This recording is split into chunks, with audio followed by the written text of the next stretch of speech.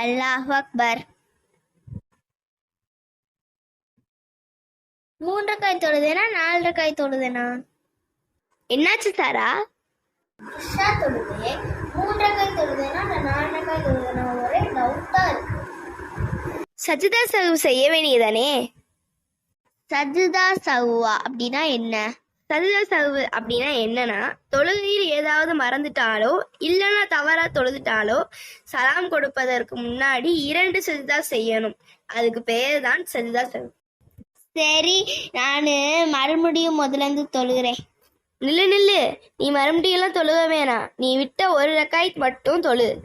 சலாம் கொடுக்கறதுக்கு முன்னாடி 2 சஜிதா செய், போதும். இந்த 2 சஜிதாக்களும் நம்ம தொழுகும் போது குழப்பத்தை உண்டாகக்கூடிய ஷைத்தான்களை முறியடிப்பதற்கு சமமாகும் என்று நபி ஸல்லல்லாஹு அலைஹி வஸல்லம் அவர்கள் சொல்லியிருக்காங்க. சஜிதா திலாவத் வந்துருச்சா? சரி, சஜிதா செய்வோம். ஒளி வேற இல்லையே, சரி ஒளி செஞ்சுட்டு வருவோம். இப்படி என்ன செய்யுது? என்ன பண்ற சாரா? குரான் ஓதும் போது சஜிதா திலாவத் வந்துருச்சு, அதனால சஜிதா செய்யறேன். அதுக்கு ஏன் ஒழு செய்யற?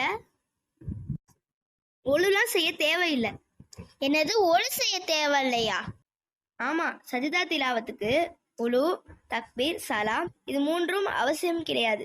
நம்ம சஜிதா திலாவத் எப்படி செய்யணும்னா, முதல்ல அல்லாஹ் அக்பர் சொல்லிட்டு அதுக்கப்புறம் சுபான ரபியல் அலா 3 தடவை ஓதிட்டு அதுக்கப்புறம் நபி ஸல்லல்லாஹு அலைஹி வஸல்லம் அவர்கள் சொல்லி கொடுத்த துவாவை ஓதிடணும்.